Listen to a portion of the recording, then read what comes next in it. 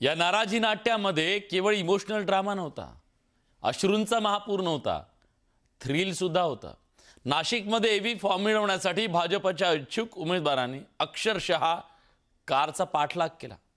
नाशिक मुंबई हायवेवर एव्ही फॉर्म घेऊन धावणारी आमदारांची कार पुढे, इच्छुकांची गाडी मागे आणि ही सगळी चित्तथरारक फिल्मी दृश्य वाटावीत अशी परिस्थिती उपऱ्यांना उमेदवारी दिली जात असल्याचा आरोप करत इच्छुकांनी हा सगळा गोंधळ घातला। आणि इतकंच नाही तर गेट तोडत इच्छुक उमेदवारांनी एव्ही फॉर्मसाठी बंगल्यात प्रवेश केला।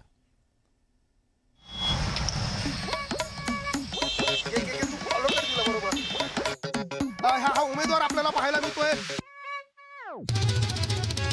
प्रचंड गोंधळ जो आहे तो या ठिकाणी उडालेला आहे। आपण बघतोय प्रचंड संताप जो आहे लाथा मारतोय। नाशिकमध्ये एव्ही फॉर्मवरून भाजपमध्ये मोठा राडा झाला। एव्ही फॉर्म मिळवण्यासाठी पाठलागाचा थरार नाशिक मुंबई हायवेवर पाहायला मिळाला। एव्ही फॉर्म घेऊन आमदार सीमा हिरे, आमदार राहुल ढिकले आणि पदाधिकारी कारमधून जात होते, तर इच्छुक उमेदवार त्यांचा पाठलाग करत होते। एका इच्छुक उमेदवारानं हायवेवरून धावत पाठलाग करण्याचा प्रयत्न केला। नाशिकच्या डीमार्ट परिसरापर्यंत आता आपण आलेलो आहोत।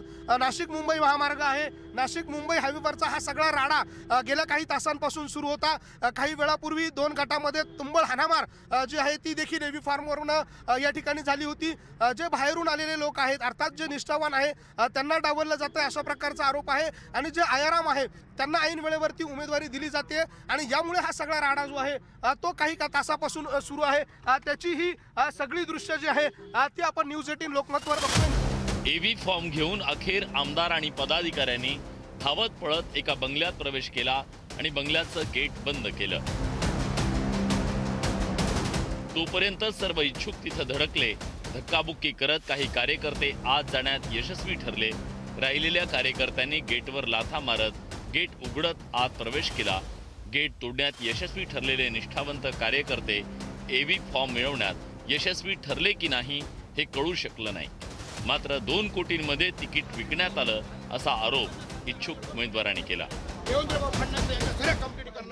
2 कोटी रुपये घेऊन तिकीट देता, आम्ही काय करायचं?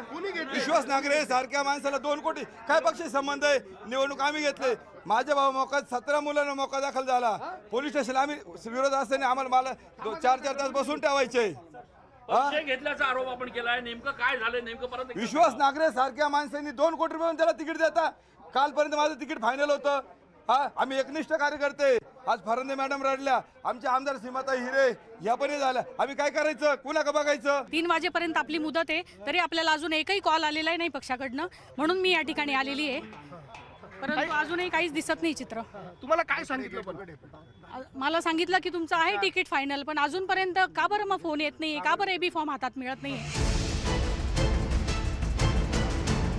निष्ठावंत कार्यकर्त्यांच्या उद्रेकामुळे नाशकात पोलीस संरक्षणात एव्ही फॉर्मचं वाटप करण्याची वेळ भाजपवर आली, तर निष्ठावंतांना एव्ही फॉर्मसाठी पाठलाग करण्याची वेळ आल्यानं शिस्तबद्ध पक्ष म्हणणाऱ्या भाजपची चांगलीच नाचक्की झाली। उपऱ्यांच्या विरोधात निष्ठावंत आक्रमक झाल्यानं गिरीश महाजन यांना सारवासारव करावी लागली।